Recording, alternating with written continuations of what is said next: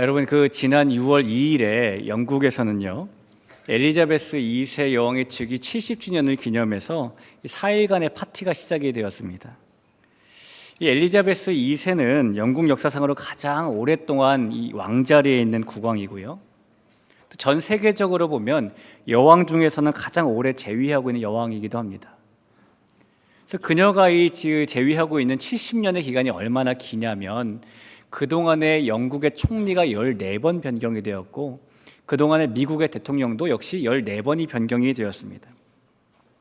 이 한 왕이 50년 동안 재위를 하면 그것을 기념해서 골든 주빌리라고 부르고 60년 동안 재위하면은 다이아몬드 주빌리라고 부릅니다. 근데 엘리자베스 2세처럼 70년을 재위하면 플래티넘 주빌리라고 부르는데요. 이 영국 황실은 역사상 처음으로 이 70주년 플래티넘 주빌리를 맞은 거예요. 그래서 6월 2일부터 5일까지 4일 동안 특별 공휴일로 지정을 하고 4일 내내 성대한 기념 행사와 파티를 진행을 했습니다. 예를 들면 행사 이틀째인 6월 3일에는 이 세인트 폴 대성당에서 여왕 재위 70주년을 기념하는 특별 예배가 열렸고요. 그 다음 날인 4일에는 버킹엄 궁전에 퀸, 엘리샤 키스, 한스 짐머 등 영국 출신의 유명 가수들과 음악가들이 모여서 콘서트를 했습니다. 그리고 마지막 날인 5일에는 황금마차 퍼레이드를 벌였는데 이 퍼레이드는 70년 전인 1953년에 거행되었던 엘리자베스 2세의 여왕 대관식을 재현하는 것입니다. 이 일에 군인이 1200명이 동원이 되었고 말은 240마리, 군악대가 400명 이상 동원되었답니다. 이 플래티넘 주빌리 기간이 성대한 행사와 파티의 연속이었던 것이죠. 이 미국에 있는 버라이어티라는 잡지에 의하면은 이 영국의 플래티넘 주빌리 기간 동안에 단 4일 동안에 영국에서는 총 24,229건의 공식 행사가 열렸고요. 3,388건, 2,429건의 행사, 3,388건의 거리 축제와 파티 등이 진행이 됐답니다. 그러니까 모든 영국 사람들이 4일 동안 거대한 잔치, 성대한 잔치를 누리는 것이죠.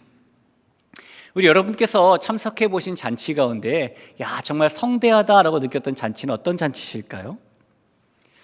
이 구약을 보고 신약을 보면서 성경 66권을 볼 때에 이 잔치와 가장 어울리는 말씀이 바로 우리가 묵상하고 있는 에스더라는 말씀입니다. 왜냐하면 에스더서에는 유난히 잔치 이야기가 많이 나오기 때문이에요. 그 시작은 1장부터 아하수에로 왕이 배설한 잔치 이야기로 시작을 하고요. 중간인 5장에 가면 에스더가 잔치를 벌이고요. 역시 7장에 가도 에스더가 또 잔치를 벌이고, 이 에스더서의 마지막인 9장과 10장에 가면은 잔치라는 말은 나오지 않지만 하나님께서 벌이신 잔치가 나오게 됩니다. 이 에스더 말씀은 이렇게 잔치 이야기를 계속해 주면서 어떻게 아하수에로 왕의 잔치, 사람의 잔치로 시작된 이 나라가 하나님의 잔치로 바뀌어 나가는지를 우리에게 보여주는 책입니다. 오늘부터 우리가 왕의 잔치 시리즈라는 큰 제목하에 에스더 말씀을 좀 나눠보게 될 텐데요. 이 에스더 말씀을 매 주일마다 상고하면서 하나님께서 저와 여러분을 위해서 예배해 놓으신 성대한 잔치를 누리고 그 왕의 잔치를 만나며 살아갈 수 있는 우리 모두가 되길 간절히 축복합니다. 우리의 삶이 그래서 하나님이 준비하시고 진행해 놓으시는 영혼의 잔치를 누린 삶이 되길 다시 한번 축원합니다. 우리가 이 에스더서를 살펴보기 위해서는 먼저 에스더가 살았던 그 시대와 역사적인 배경을 좀 알 필요가 있어요. 이 시력이 근시인 사람은 멀리 있는 것을 잘 보게 해주는 안경을 써야 앞이 잘 보이고요. 시력이 원시인 사람은 돋보기를 써야 앞이 잘 보이게 되는 것처럼 우리가 그 시대와 역사적인 배경을 조금 알고 봐야 에스더라는 말씀을 통해서 우리에게 주신 하나님의 더 큰 은혜를 누릴 수 있기 때문인 것입니다. 이스라엘의 역사를 보면 솔로몬이 죽은 후에 이 나라는 북쪽 이스라엘과 남쪽 유다로 분리가 되었죠. 그리고 그 나라들이 각각 이 BC 722년과 586년에 아수르와 바벨론에게 멸망을 당했습니다. 그리고 나서 하나님의 백성인 이스라엘 백성들은 이 바벨론의 포로로 끌려가게 되는 수모를 겪게 됩니다. 그리고 세월이 수십 년 지나고 나서 영원할 것만 같았던 그 바벨론이 역사를 보면은 메데 바사라는 나라에게 멸망을 당하게 되었어요. 이 성경에 나오는 메데 바사라는 나라는 역사 속에서 페르시아라는 이름으로 우리에게 조금 더 익숙한 나라입니다. 이 페르시아가 중동 지역의 모든 나라들을 다 통합하고 점령하고 제국의 기틀을 만들면서 페르시아 제국이 되었는데요. 그렇게 만든 데에는 역사책에 나오는 키루스 2세, 성경에는 고레스라고 나오는 그 왕 때문이에요. 이 고레스라는 왕이 강대국들을 하나하나 점령하면서 그 나라들을 정복했지만 그러면서도 정복지에 대해서는 관대한 정책을 펴게 됩니다. 유화 정책을 피는데 그 중에 하나가 뭐였냐면 고레스 왕은 바벨론의 포로로 끌려와서 잡혀있던 모든 사람들이 각각 자기 나라로 돌아갈 수 있게 허락을 해준 겁니다. 그 덕분에 우리가 구약 성경에서 알고 있는 것처럼 스룹바벨을 비롯한 많은 유다인들이 예루살렘으로 돌아올 수 있게 된 것이었죠. 이 일을 보면 하나님의 백성들이 포로 생활을 마치고 예루살렘으로 돌아오게 된 것은 표면적으로 보면 고레스 왕 때문인 것 같지만 실제로 보면은 하나님께서 사랑하시는 백성들을 돌보셨기 때문입니다. 왜냐하면 고레스라는 사람이 이 세상에 나타나기 200년 전에 하나님께서는 벌써 이사야 선지자를 통해서 고레스가 할 일을 예언해 주셨기 때문이에요. 이사야 45장 1절에 보니까 이런 말씀이 있습니다. 여호와께서 그의 기름 부음을 받은 고레스에게 이같이 말씀하시되 내가 그의 오른손을 붙들고 그 앞에 열국을 항복하게 하며 내가 왕들의 허리를 풀어 그 앞에 문들을 열고 성문들이 닫히지 못하게 하리라. 여러분, 이 말씀은 고레스가 이 땅에 나오기 200년 전에 유대인들에게 예언된 말씀입니다. 역시 그 말씀의 바로 앞절인 이사야 44장 28절에 보면 고레스에 대하여는 이르기를 내 목자라 그가 나의 모든 기쁨을 성취하리라 하며 예루살렘에 대하여는 이르기를 중건되리라 하며 성전에 대하여는 내 기초가 놓여지리라 하는 자니라 라고 말하죠. 하나님께서 200년 전에 그것도 고레스라는 이름까지 확 알려주시면서 이런 예언의 말씀을 주셨다라는 것은 하나님께서 자기 백성들을 위해서 얼마나 놀라운 계획을 가지고 계시며 그 계획을 성취하시기 위해서 얼마나 큰 사랑을 베푸시는 분이신지, 얼마나 세밀하게 인도하시는 분이신지, 얼마나 그렇게 잘 돌보시는 분이신지를 보여주는 것입니다. 하나님께서 이 고레스를 통한 유다인들의 바벨론 포로 귀환을 이미 200년 전에 미리 계획하시고 그 계획을 하나하나 이뤄나가신 것을 보면 우리가 그렇게 알 수 있게 되는 것이죠. 여러분, 그 하나님께서는 저와 여러분을 향해서도 놀라운 계획을 가지고 계시는 그런 분이십니다. 그리고 우리를 향한 계획은 불과 200년 전에 세워진 것이 아니라 이 세상이 창조될 때 계획된 것이에요. 그리고 하나님은 창세전에 세운 그 계획에 따라서 우리를 구원하시고 우리를 돌보고 계시는 줄로 믿습니다.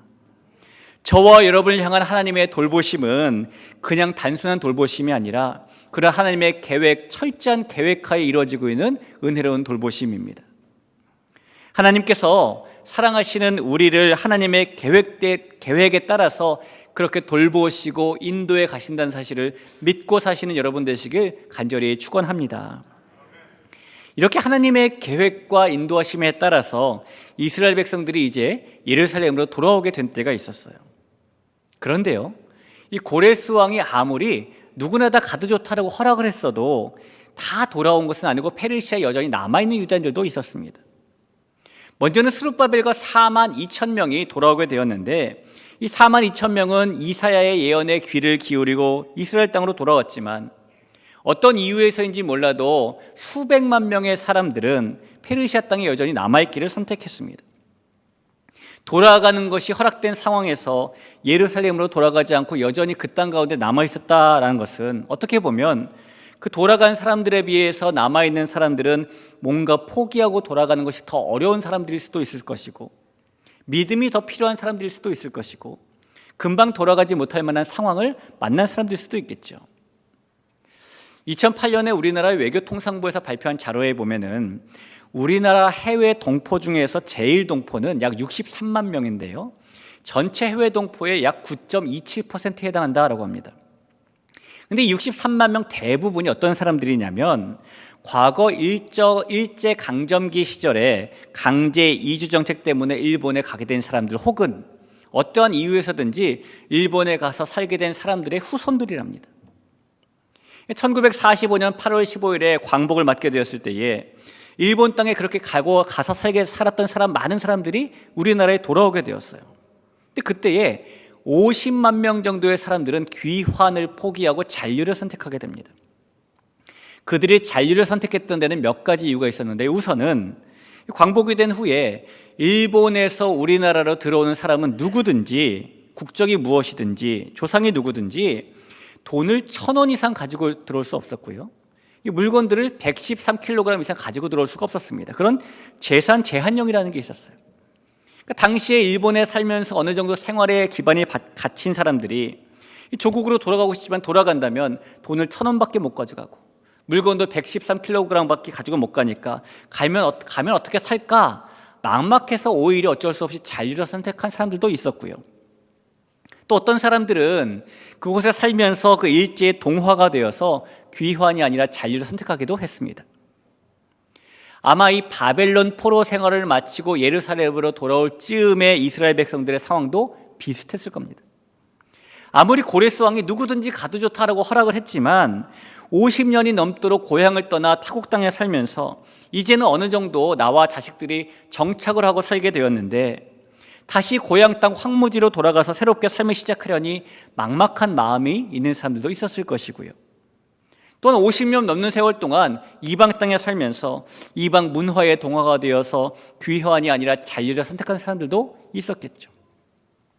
물론 에스더서의 주인공인 에스더나 모르드게처럼 하나님의 특별한 계획 때문에 남아있게 된 사람들도 있었겠지만, 대부분의 경우에는 믿음이 약한 사람들, 포기하는 것이 힘든 사람들이 예루살렘으로 돌아가지 않고 페르시아 땅에 남아있었을 겁니다.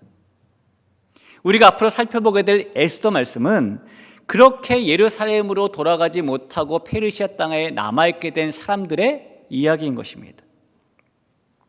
이 에스더서를 읽다 보면은요, 너무너무 신기한 것이 하나 나오는데, 그게 뭐냐면, 이게 성경이지만 에스더서에는 하나님이라는 단어나 여호와라는 단어가 단 한 번도 나오지 않는다라는 겁니다. 성경 66권 가운데에 하나님이나 여호와라는 말이 단 한 번도 나오지 않는 책은 에스더서가 유일합니다. 그래서 어떻게 보면은, 그것만 땅 떼놓고 보면은 아이들이 재밌게 읽는 흥미진진한 동화책처럼 느껴지기도 하죠. 그런 이유 때문에 과거에 이 마틴 루터 같은 종교개혁자는 차라리 성경에 에스더서가 없었더라면 이라고 말하기도 했고요, 칼빈 같은 종교개혁자는 에스더서를 본문으로 설교를 단 한 번도 하지 않았습니다. 그러나 이 마틴 루터라고 칼빈이라고 다 옳은 것은 아니겠죠. 에스더 말씀은 단지 재미있고 흥미진진한 스펙타클한 이야기만 담고 있는 것이 아니에요.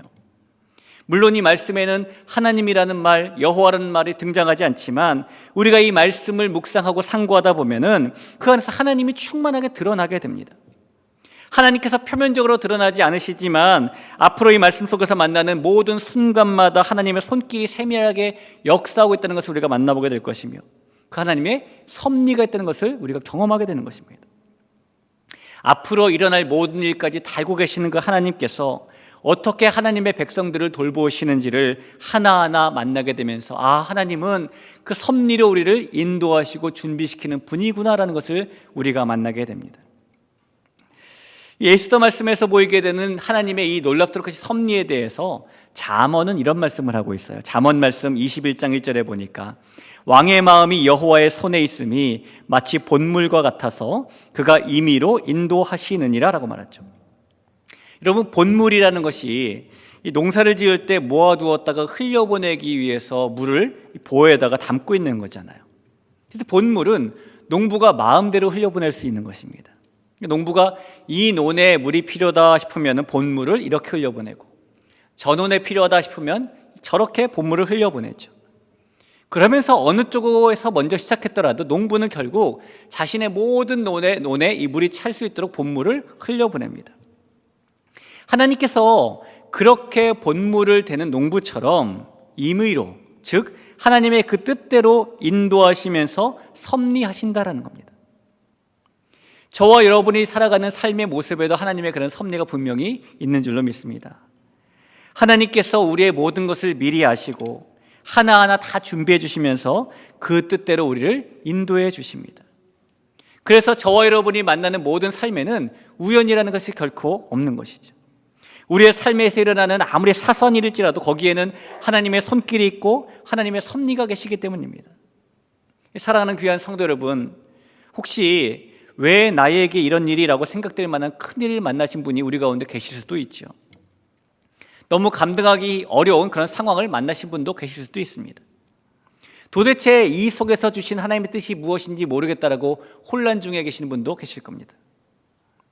저와 여러분이 만난 그 일에 하나님의 손길이 세밀하게 역사하고 계시는 섭리가 있음을 믿으시기를 바랍니다. 하나님의 손길이, 하나님의 섭리가 여전히 계시다는 것을 우리가 어떤 상황에서도 믿고 살면 우리에게 두려운 일은 결코 없는 줄로 믿습니다.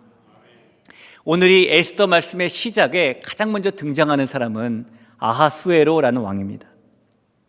오늘 말씀은 그가 베푼 잔치의 이야기로 시작을 하는데요, 이 아하수에로라는 이름은 유다인들이 부르는 히브리식 이름입니다.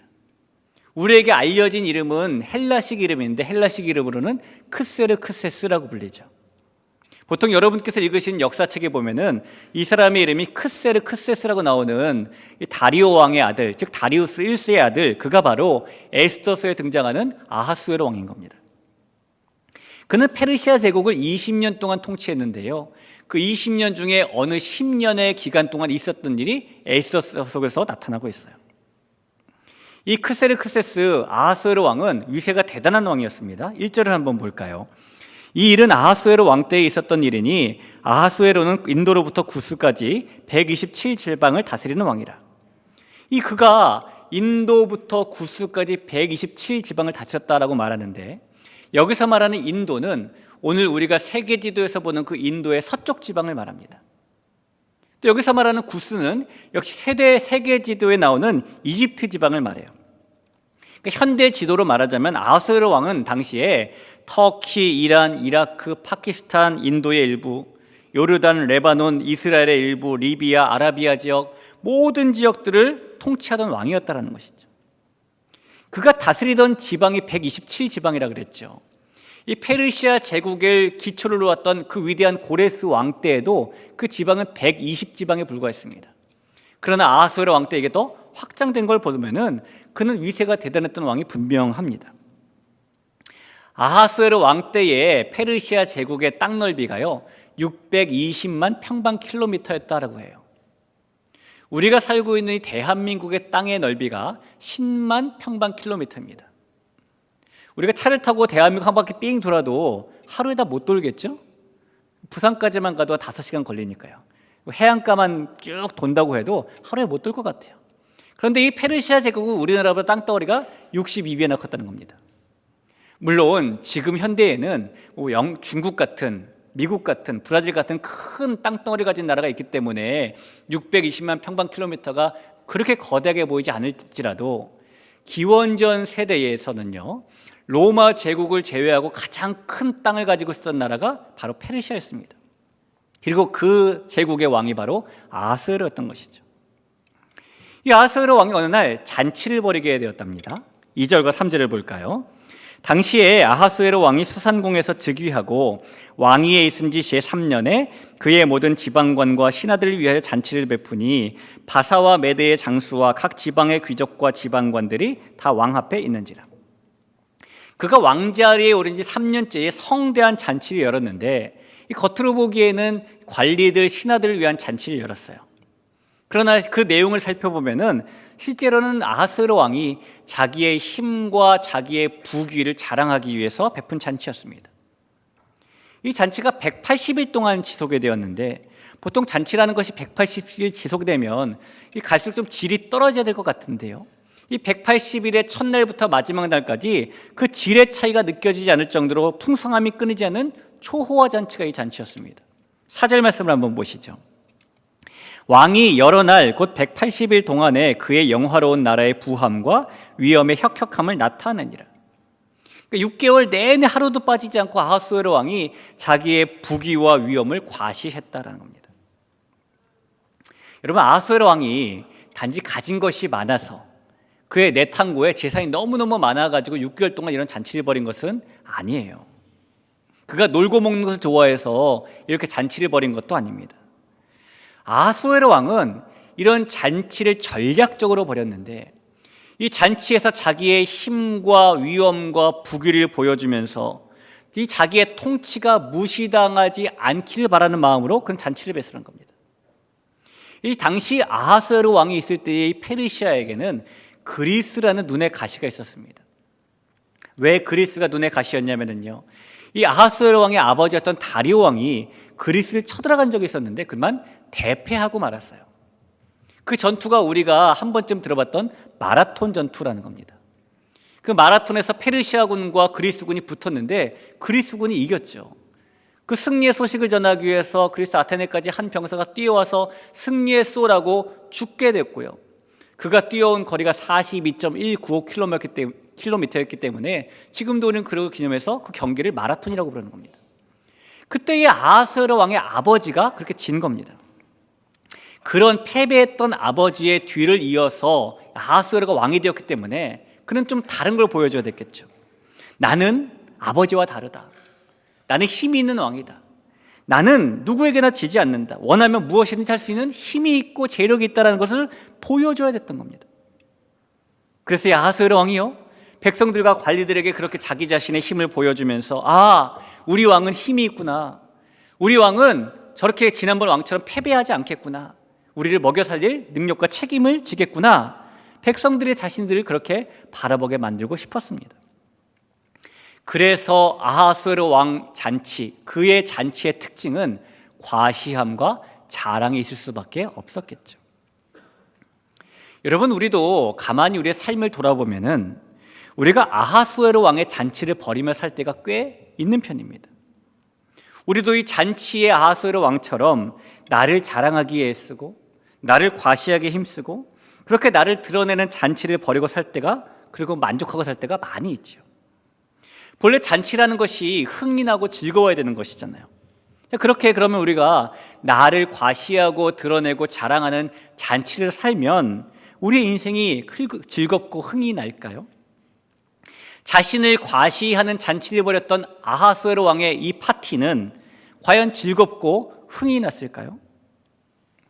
이 180일의 잔치가 끝나자 이번에 왕은 7일 동안 잔치를 또 한 번 열어서 이번에는 수산궁에 있는 모든 백성들을 귀천에 상관없이 다 불러들였습니다. 5절 말씀을 볼까요? 이날이 지남에 왕이 또 도성 수산에 있는 귀천간의 백성을 위하여 왕궁 후원뜰에서 7일 동안 잔치를 베풀세. 이 일주일간의 잔치도 지난 180일간의 잔치처럼 과시와 자랑을 위한 잔치였어요. 얼마나 많이 과시가 됐냐면 성경 말씀을 보니까 6절 7절에 이렇게 써있죠. 백색, 녹색, 청색 휘장을 자색 가는 배줄로 대리석 기둥에 은고리로 매고 금과 은으로 만든 걸상을 화반석, 백석, 운모석, 흑석을 깐 땅에 진설하고 금잔으로 마시게 하니 잔의 모양이 각기 다르고 왕이 풍부했으므로 어주가 한이 없었다고 말합니다. 여러분, 혹시 이 장면이 머릿속에 좀 이렇게 그려지시나요? 왕궁 뜰이 흙인데 흙에다가 잔치를 연 것이 아니라 바닥에다가 보석을 다 깔았다는 겁니다. 보석 같은 돌을 다 깔고요, 그 위에다 의자를 놨는데 의자는 금과 은으로 만든 의자만 놨다는 것이죠. 그리고 이런데 막 장식을 했는데 대리석 기둥에다가 휘장들을 갖다가 지금으로 따지면 만국기를 막 열었다는 겁니다. 그리고 백성들에게 마실 수 있는 잔을 주었는데 이 잔이 단 하나도 똑같게 생긴 잔이 없었다는 것이죠. 그만큼 아하스웨로는 지금 내가 이렇게 대단하다라는 걸 보여주고 있는 겁니다. 역시 자기의 부함과 자기의 위엄과 자기의 힘을 자랑하고 과시하는 잔치를 벌이고 있는 것이죠. 이렇게 과도한 자랑과 과도한 과시가 있으면 즐겁고 흥이 나야 될 것 같은데 그의 잔치는 정말 즐겁고 흥이 났을까요? 여러분, 이렇게 과시나 자랑의 끝은 결코 즐겁거나 흥으로 마치지 않는다는 것을 우리가 너무너무나 잘 알죠. 어느 마을에 오리 2마리하고 개구리 1마리가 살고 있었어요. 근데 오리 2마리와 개구리는 너무너무 친한 사이였습니다. 근데 어느 날 그 마을에 가뭄이 들더니 흉년이 들기 시작해서 더 이상 오리들과 개구리가 그 마을에 살 수가 없었습니다. 오리들은 날아서 다른 마을로 찾아가면 됐는데 문제는 개구리였어요. 개구리가 폴짝폴짝 다른 마을로 뛰어가다가는 가는 도중에 탈진해 죽을 것이 분명했습니다. 그 개구리와 너무너무 친했던 오리들은 차마 개구리를 두고 갈 수가 없어서 역시 그 흉년이 들린 마을에 여전히 머무르고 있었습니다. 그때 개구리가 너무너무 기발한 생각을 하게 돼요. 야, 우리 나뭇가지를 하나 가져와서 내가 가운데를 콱 물게. 너희들이 양쪽을 콱 물어. 너희들이 날아가면 나도 역시 꽉 물고 있으면 같이 날아가지 않을까? 너무너무 좋은 생각을 하고 나뭇가지를 하나 구해와서 개구리가 가운데를 콱 물고요, 양쪽을 오리 두 마리가 물었습니다. 그 날개짓을 했는데 날기 시작하는 거예요. 개구리가 처음으로 인류 역사상 전 세계에서 비행하는 개구리가 된 겁니다. 여러분, 개구리와 오리 두 마리가 열심히 날아서 흉년이 없는 다른 마을에 도착할 쯤이 되었는데, 이 밭에서 농사를 짓고 있는 농부가 쉬려고 하늘을 우연히 봤다가 그 광경을 보게 되었어요. 아니, 오리 두 마리하고 개구리 한 마리가 막대기를 같이 묶고 날아가고 있는 겁니다. 농부가 이렇게 말을 했죠. 야, 거참 누가 생각해낸 아이디어인지 정말 기똥차다, 그런 겁니다. 하필이면 그 소리가 개구리 귀에 들렸네요. 개구리가 너무너무 과시하고 싶은 거예요. 그래서 자기가 막대기를 물고 있다는 것을 깜빡 잊고 내가라고 말하는 순간에 땅에 떨어져서 죽었답니다. 여러분, 과시와 자랑의 끝은 결코 즐겁거나 흥나지 않아요. 오늘 아하수에로 왕이 베푼 이 잔치도 즐겁고 흥이 넘치게 끝나지 않습니다. 결말은 비극으로 끝나죠. 이 왕이 7일 7일간의 잔치의 마지막 날에 왕비를 호출을 했는데요, 11절 말씀을 볼까요? 왕후 와스디를 청하여 왕후의 관을 정제하고 왕 앞으로 나오게 하여 그의 아리따움을 뭇 백성과 지방관들에게 보이게 하라 하니 이는 왕후의 용모가 보기에 좋음이라. 이 아하수에로 왕이 왕비를 호출한 목적도 역시 과시하고 자랑하기 위함이었습니다. 그런데 이것이 우리가 생각하는 제 아내 이쁘죠? 이 정도의 자랑이 아니었던 것 같아요. 정확히는 알 수 없지만 이 왕후인 와스디가 왕의 그런 요구를 거절한 것을 볼 때에 아하수에로 왕이 좀 지나친 요구를 한 것이다라고 해석이 됩니다. 실제로 유대교 랍비들이 주석하고 설교한 것을 모아놓은 미드라시라는 책에 보면은 이 부분에 대해서 뭐라고 기록하고 있냐면, 왕은 왕비의 아름다움을 자랑하고자 옷은 입지 말고 왕관만 쓰고 나오려고 하였다라고 기록하고 있습니다. 이것이 사실이든 사실이 아니든 분명한 것은 아하수에로 왕이 자기를 과시할 목적으로 지나친 요구를 했다라는 거예요. 그러니까 이런 마음이 있는 거죠. 우리 제국의 부함도 있고 우리 제국의 위엄도 있고 국력도 있고 다 있어 뿐만 아니라 나는 왕이니까 나에게는 누구에게든 이래라 저래라 할 수 있는 그런 권세가 있어. 이걸 과시하고 싶었다는 겁니다. 우리가 차를 타고 가다 보면은요, 우리도 가끔씩 하얀 손가락의 이 권세를 만날 때가 있습니다. 이 사거리 앞에서 교통경찰관이 서가지고 하얀 장갑을 이렇게 딱 끼고 손가락으로 이렇게 하면은 우리는 그 권세를 따라야 돼요. 손가락으로 이렇게 하면은 그 권세를 따라야 됩니다. 그러니까 우리가 하얀 장갑의 권세에 누구나 다 복종하는 것처럼 아하수에로 왕은요, 내가 손가락 하나만 까딱해도 누구든지 마음대로 할 수 있어라는 권세를 지금 보여주고 싶은 겁니다. 그런데 다른 사람도 아니라 왕비인 와스디가 그 권세를 무시하고 거절하는 거죠. 아마 아하수에로 왕이 받았던 마음은 이런 마음이었을 것 같아요. 어떤 아주 못생긴 남자가 갑자기 벼락부자 졸부가 되었답니다. 그래서 이 남자가 그동안 결혼을 못하고 있었는데 이 돈으로 아름다운 여인을 유혹해서 결혼을 하게 되었어요. 그리고 그 돈을 많이 들여서 자기 아내에게 고급 옷을 입혀주고 각종 보석으로 치장을 했습니다. 어느 날 많은 사람들 초대해서 성대한 파티를 열었는데요, 이 파티가 한창 무르익었을 때에 이 남자가 자기의 이쁜 아내를 자랑하기 시작합니다. 여러분, 너무너무 즐거운 파티입니다. 여러분 어때요? 이 자리에는 제 아내 너무너무 아름답지 않나요? 제 아내에게는 모든 것이 다 잘 어울립니다. 옷도 잘 어울리고요, 보석도 잘 어울리고요. 여러분이 제 아내에게서 어울리지 않는 것을 찾아보려고 해도 절대로 찾아볼 수 없을 겁니다. 여러분, 제 아내에게 어울리지 않는 것이 단 하나도 있습니까? 그때 사람들이 모두 입을 모아서 이렇게 대답했답니다. 바로 너, 그랬대요. 여러분, 아하수에로 왕이 지금 많은 신하들과 많은 백성들 앞에서 그런 수모를 지금 겪고 있는 것이죠. 그래서 말씀해 보니까 그의 마음이 결국에 불 붙는 듯 했더라라고 말하죠. 분노로 가득했다는 겁니다. 자기를 과시하고 자기를 자랑하던 아하수에로 왕의 잔치는 그렇게 비극으로 끝나버리고 맙니다. 우리도 이 땅에서 많은 잔치를 누리고 살아가죠. 아하스웨로 왕의 잔치를 누리고 살아가는 때도 있고, 에스더서 마지막에 나오는 하나님의 잔치를 누리고 살아갈 때도 있습니다. 우리가 어떤 잔치를 누리며 살아가는가는 이 말씀을 통해서 우리가 하나하나 이제 상고해 보게 될 텐데, 우리가 살면서 아하스웨로 왕이 보여줬던 과시와 자랑의 잔치가 아니라 하나님이 주셨던 구원과 은혜의 잔치를 누려야 될 줄로 믿습니다. 이 아하스웨로 왕의 잔치는요, 하나님이 없는, 하나님이 빠진 인생의 모습을 여실히 보여줍니다. 하나님이 안 계신, 하나님이 빠진 그런 인생의 모습은 아무리 잔치처럼 보여도 과시와 자랑만이 가득할 수밖에 없죠. 여러분, 솔직히 말씀드리면 저를 비롯해서 모든 사람들의 마음에는 이런 과시와 자랑의 욕구가 있어요. 내 지혜를 과시하고, 지식을 자랑하고, 용맹을 자랑하고, 부유함을 내보이고, 외모를 드러내고, 사람을 자랑하고, 내일 일을 자랑하고, 내 성격 좋다고 과시하고, 내가 경건하다고 외치고 다니고. 그런데 성경은요, 이런 과시와 자랑을 뭐라고 말하는지 아십니까? 야고보서 4장 16절 한번 볼까요? 이제도 너희가 허탄한 자랑을 하니 그러한 자랑은 다 악한 것이라. 그런 과시와 자랑을 다 허탄하다라고 말합니다. 사랑하는 귀한 성도 여러분, 하나님의 자녀인 성도의 영적인 상태와 이 자랑과 과시는 서로 반비례하는 겁니다. 우리의 영적인 상태가 건강하면 건강할수록, 우리가 은혜 충만하고 성령 충만할수록 자랑과 과시는 점점점 작아지게 되고요, 반대로 우리의 영적인 상태가 건강하지 못하면 건강하지 못할수록, 은혜가 없고 성령 충만하지 않을수록 자랑과 과시가 점점 많아지게 되어 있습니다.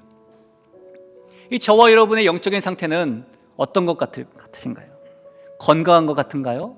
건강하지 않은 것 같은가요? 이 과시와 자랑은 한번 시작하면 멈추기가 힘들어요. 고린도전서 5장 6절 한번 보시죠. 너희가 자랑하는 것이 옳지 아니하도다. 적은 누룩이 온 덩어리에 퍼지는 것을 알지 못하느냐. 적은 누룩을 시작했지만 결국에 멈추지 않는다는 겁니다. 그리고 그 끝은 선하거나 즐겁거나 흥이 나지 않습니다. 왜냐하면 하나님이 없는 잔치는 과시와 자랑의 잔치이고, 그런 잔치는 아하스웨로 왕의 잔치에서 보여주는 것처럼 비극으로 끝나기 때문인 것입니다. 사랑하는 성도 여러분, 하나님께서 우리에게 주시는 섭리와 인도하심이 있다는 것을 믿고, 우리를 인도하기 원하시는 잔치가 무엇인지를 발견하며, 하나님이 없는 잔치를 베풀고 사는 것이 아니라 하나님이 있는 잔치를 누리며 살기를 간절히 축복합니다.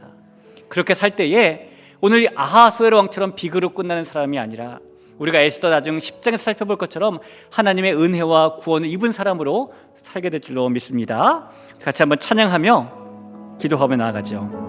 우리 그런 마음 가지고 우리 주님의 은혜가 있습니다라고 고백하며 나아갑니다. 주 나의 모습 보내, 주 나의 모습 보내, 상한 나의 맘 보시네. 주 나의 눈물 안에 홀로 울던 맘 주 사랑 내게 있네. 주 사랑 내게 있네. 그 사랑이 날 채우네. 주 은혜 내게 있네. 그 은혜로 날 세상 소망 다 사라져가도, 세상 소망 다 사라져가도 주의 사랑은 끝이 없으니, 살아가는 이 모든 순간이 주 은혜 힘을, 세상 소망 다 사라져가도, 세상 소망 다 사라져가도 주의 사랑은 끝이 없으니, 살아가는 이 모든 순간이 주 은혜. 우리 한 번만 더 고백해 볼까요? 세상 소망 다 사라져가도 세상 소망 다 사라져가도 주의 사랑은 끝이 없으니 살아가는 이 모든 순간이 주 은혜임을 나는 믿네. 우리 말씀을 기억하면서 같이 한번 합심해서 또 기도하겠습니다. 여러분, 우리가 이 땅에서 마음의 욕구 가운데는 아하수에로처럼 과시와 자랑하는 잔치를 베풀며 살고 싶은 마음이 있지만 하나님께서 우리를 섭리 가운데 인도하시고 우리에게 도움을 베푸시며 항상 동행하시기 때문에 우리가 그런 잔치가 아니라 하나님의 베푸신 잔치를 누리게 해 사시는 줄로 믿습니다. 하나님, 이 땅을 살아가면서 하나님의 인도하심을 믿습니다. 내가 아하수에로 왕처럼 비극으로 끝나는 잔치를 베풀며 사는 사람 되게 하지 마시고 하나님이 베푸신 잔치를 누리며 사는 사람 되게 도와주옵소서. 하나님, 자랑과 과시는 우리의 신앙의 모습에서 저 뒤로 감춰지게 도와주시고 하나님을 과시하고 하나님을 자랑하는 것이 오히려 우리의 마음 가운데, 신앙의 모습 가운데 드러나게 주옵소서라는 마음을 가지고 살아갈 때에 주님이 베푸신 잔치를 누리며 사는 사람이 우리가 될 줄로 믿습니다. 우리 그런 마음 가지고 같이 한번 기도하겠습니다. 기도합니다.